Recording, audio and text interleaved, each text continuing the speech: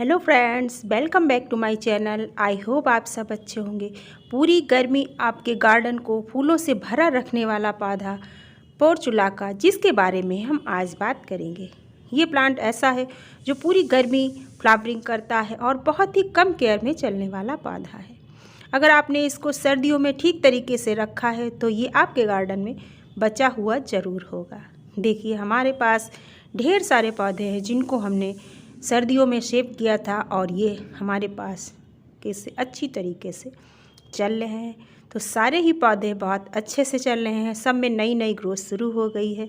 तो इस टाइम पर हमें 2-3 काम ऐसे हैं जो कर लेने चाहिए। सबसे पहले तो इस प्लांट में अगर कोई खरपतवार हो गया है तो उसको आप हल्की हल्की गुड़ाई करके निकाल दीजिए। पोर्चुलाका के पौधे को हम 3 तरीके से तैयार कर सकते हैं। अगर आपके पास पुराना ऐसे बचा हुआ रखा है तो इसमें भी आप फर्टिलाइज़र दे करके इसको तैयार कर सकते हैं। और दूसरा तरीका है कि इस पौधे को आप मिट्टी के साथ में पलट दीजिए और इसकी मिट्टी को पलट करके हटा दीजिए जो मिट्टी पुरानी है, और इसको दूसरी नई मिट्टी में इसकी जो जड़ें वगैरह उनको हल्का हल्का सा प्रून कर दीजिए और नई मिट्टी में आप इसको लगा दीजिए।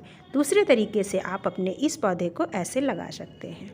अगर आपके पास बीज बचे हुए रखे हैं पिछले साल के तो आप बीज डाल करके भी इस पौधे को लगा सकते हैं। वैसे बीज से ये पौधा थोड़ी देर से तैयार होता है, इसीलिए अगर आप इसकी कटिंग लगाएंगे तो ज़्यादा अच्छा रहता है। देखिए, मैंने सर्दियों में इसकी ये कटिंग 2 लगाई थी और दोनों कटिंग कितनी अच्छी तरीके से चली हैं। तो अगर आप कटिंग से लगाते हैं तो ये पौधा जल्दी चल जाता है। अगर आपके पास पिछले साल के ढेर सारे पौधे बचे हुए रखे हैं और सही से चलना शुरू हो गए हैं, उनमें नई नई ग्रोथ शुरू हुई है, तो सबसे पहला काम उनमें करना है आपको। पहले आप अपने पौधे की हल्की हल्की सी गुड़ाई कर लीजिए और उसके बाद उनमें जो खरपतवार हो गए हैं उनको हटा दीजिए, जो डंडियाँ वगैरह सूख गई हैं उनको हटा दीजिए। वैसे इस पौधे को आपको बहुत ज़्यादा बड़े प्लांटर में लगाने की ज़रूरत नहीं होती। आप चाहे जितने छोटे से छोटे प्लांटर में इसको लगा लीजिए, बहुत ही अच्छी तरीके से ग्रो करता है और इसमें फ्लावर भी ढेरों आते हैं। तो पहले आप अपने सभी पौधे की अच्छे से गुड़ाई करिए और हल्की हल्की मिट्टी को जहाँ साइड से दिख रही है जड़ें वगैरह इसकी कट भी जाती हैं तो भी कोई फ़र्क नहीं होता, इसलिए आप इसकी गुड़ाई कर लीजिए। और गुड़ाई करने के बाद अगर आपके पास वर्मी कंपोस्ट खाद है तो आप वर्मी कंपोस्ट डाल सकते हैं, और वर्मी कंपोस्ट नहीं है तो गोबर की खाद आप डालिए।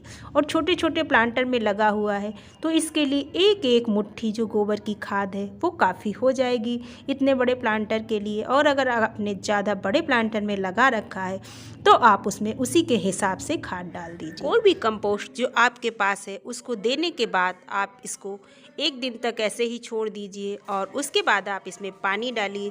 पानी डालने के साथ ही साथ आप इस पौधे को धूप में रख दीजिए, तब आपके पौधे की ग्रोथ अच्छी होगी। और उसके साथ ही साथ हमें इसमें जब दोबारा से पानी देना है तो पानी तब देना है जब इसकी मिट्टी अच्छी तरीके से सूख जाए। और अब इस पे हम एक स्प्रे भी करने वाले हैं।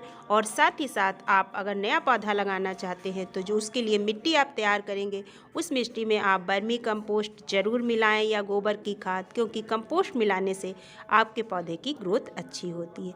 और साथ ही साथ इसमें 1-1 इंच का टुकड़ा जब आप लगाएंगे तो वो भी बहुत आसानी से चलता है, क्योंकि इसकी कटिंग बहुत ही ईजिली चलती है।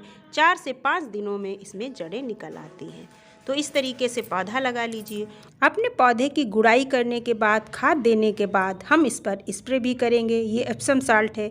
1 चम्मच एप्सम साल्ट को 1 लीटर पानी में घोल करके आप अपने सभी पौधों पर स्प्रे करिए। एप्सम साल्ट जो है इसमें बहुत सारे पोषक तत्व पाए जाते हैं जो पौधे की ग्रोथ को बढ़ाने में बहुत ही सहायक होते हैं।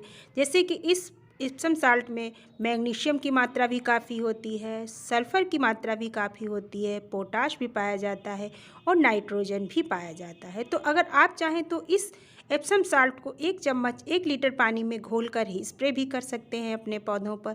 और अगर आप चाहें तो इसको 1-1 चुटकी अपने पौधे में रख करके और मिट्टी से दबा दीजिए, उससे भी आपके पौधे की ग्रोथ अच्छी होगी। क्योंकि जो एप्सम साल्ट है इसमें हमारे पौधे को बढ़ाने वाले सभी पोषक तत्व मौजूद हैं और ये बहुत ही अच्छा फर्टिलाइज़र है और बहुत कम मात्रा में देना होता है।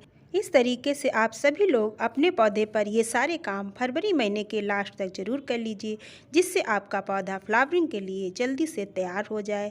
आई होप आप सबको हमारा वीडियो अच्छा लगा होगा। अगर वीडियो अच्छा लगा है तो प्लीज़ वीडियो को लाइक कीजिए। चैनल पर पहली बार आए हैं तो चैनल को सब्सक्राइब कीजिए। फिर मिलते हैं नेक्स्ट वीडियो में।